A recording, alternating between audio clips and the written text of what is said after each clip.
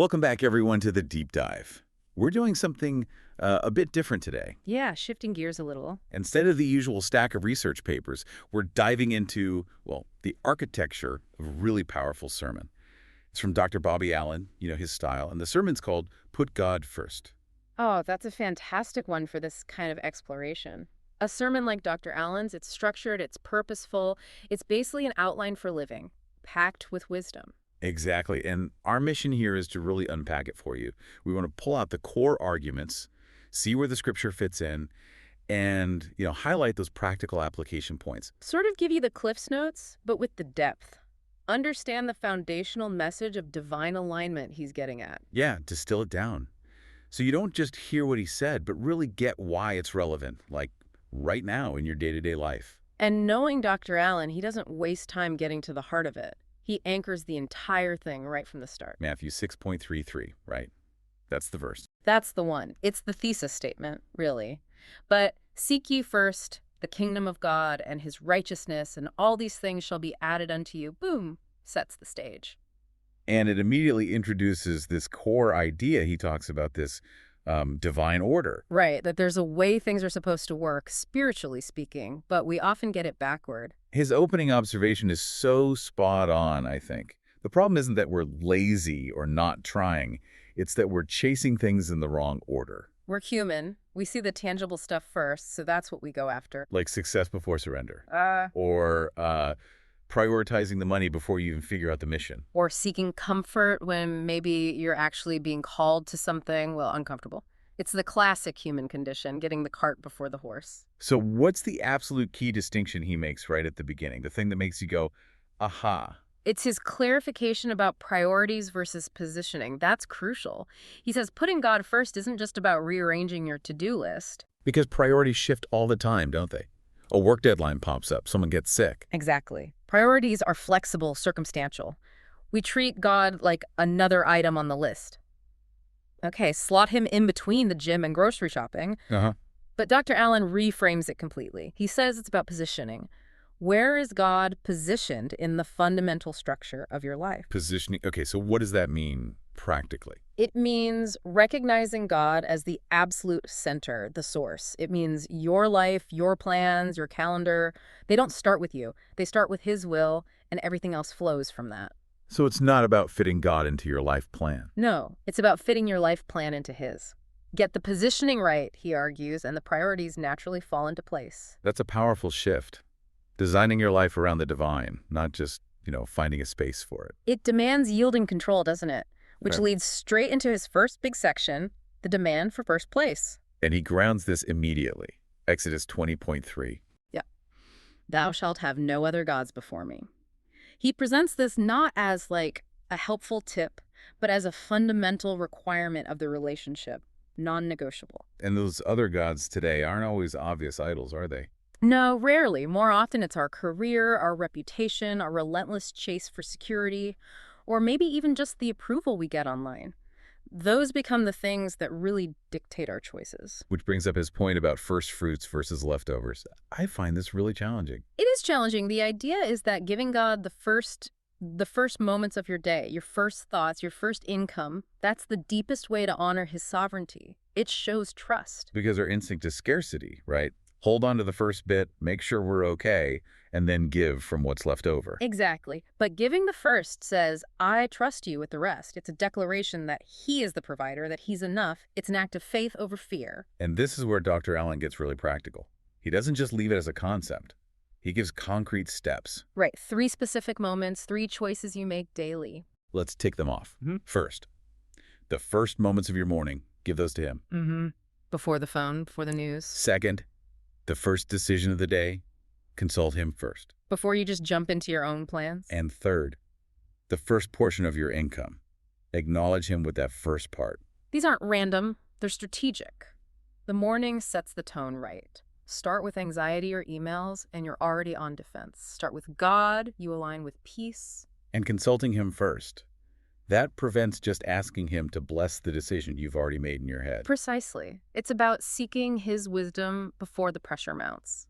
And the income part, the tithe, that's always the tough one. He frames it not just as giving money, but as a physical act of acknowledging the source Everything I have comes from you. Exactly. It's a tangible representation of that first fruits principle. Mm-hmm. And when you do implement this positioning, this demand for first place. Then comes the next part, Yeah. the effect it has on your direction. Section 2, the transformative effect on direction. The sermon argues that if you get the positioning right, things start to change almost immediately. Priorities naturally reorder, there's more peace, less anxiety. And purpose becomes clearer. It feels less like wandering around. And that clarity is promised, isn't it? Proverbs 3.6. In all thy ways acknowledge him, and he shall direct thy paths. That's the verse he leans on here. And the insight there is huge, especially if you feel like you're just spinning your wheels. Dr. Allen's point is, seek his will first. Genuinely acknowledge him in all your ways. Not just the spiritual ways, but work, family, finances. All of it. And the promise is you won't walk in circles. You won't chase dead ends. God provides direction, but he waits for that acknowledgement, that surrender. Surrender is the hard part, though. It feels like losing control, especially with big life stuff. It does. And Dr. Allen suggests that the confusion we often feel, that sense of being lost, it's often just the gap between our plan and his positioning for us. He doesn't compete for our attention. He waits for us to yield. So if you're feeling directionless, the question isn't just where should I go, but did I truly acknowledge him first? Or did I just ask for directions after I already started driving down my own road? Uh-huh. Yeah, good point. And to make this idea of surrender real, he uses those powerful biblical examples. 3 towering figures of faith who really model this. Abraham first, told to leave everything familiar, go somewhere, but not told where. Imagine that's putting God first when you have zero information about the destination. It's prioritizing divine instruction over logic, safety, everything. Trusting the guide, not the map. Then Daniel, praying anyway, knowing it could literally cost him his life. That's putting God first over personal safety, over comfort, over the path of least resistance. Prioritizing relationship and principle above survival itself. And the ultimate example, Jesus in Gethsemane. Not my will, but thy will be done. That raw moment of human struggle against instinct, submitting personal desire to the Father's plan, that surrender defined everything. So the lesson for us, the listener, isn't just about history. It's that you might not get the full blueprint. You probably won't. But if you surrender control, you guarantee you'll be in the right place for the promise to unfold. you trade the illusion of controlling the path for the security of reaching the right destination. That's the piece that comes with alignment. You trust the pilot, even in turbulence. Okay, that leads us perfectly into the third section. This is where it gets really countercultural. The blessing and multiplication factor. Right, because Dr. Allen directly tackles that nagging fear, that lie the enemy whispers. If you give your first, your best time, talent, money, you'll run short. You won't have enough. It goes against everything our culture teaches about self-preservation and accumulation, doesn't it? Hoard resources, protect yourself first. Completely. Yet the sermon insists the opposite is true in God's economy. Generosity, starting with the first portion, doesn't lead to lack. It leads to abundance. Giving unlocks blessing. And this is where he brings in Malachi 3.10. Such a unique passage. It really is. God essentially says, go ahead, test me on this, prove me. Specifically regarding the tithe, the first tenth. Prove me now herewith, if I will not open you the windows of heaven. It's an open invitation to step out in faith against that scarcity mindset.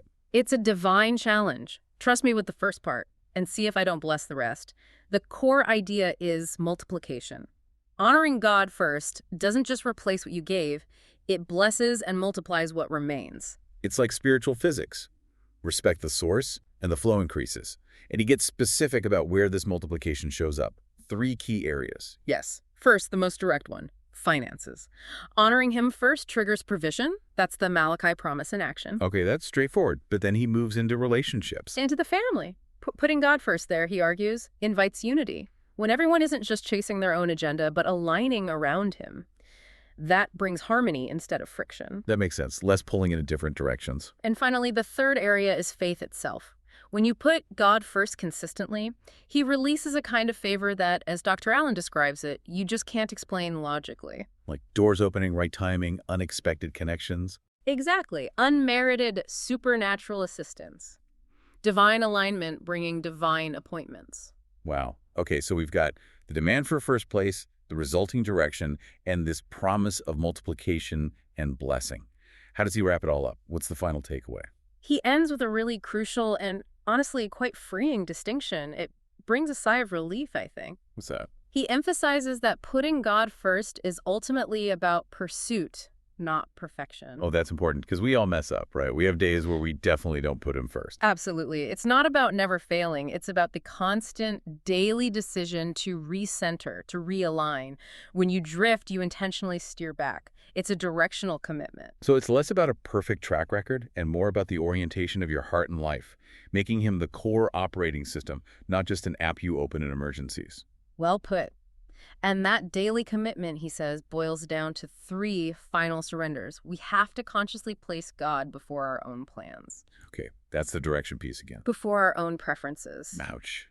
Comfort versus calling. And maybe the toughest one, before our own pride. That ego, that insistence on being in control, is often the last barrier. So the final charge, the mandate from the sermon, is really a call to action. It is.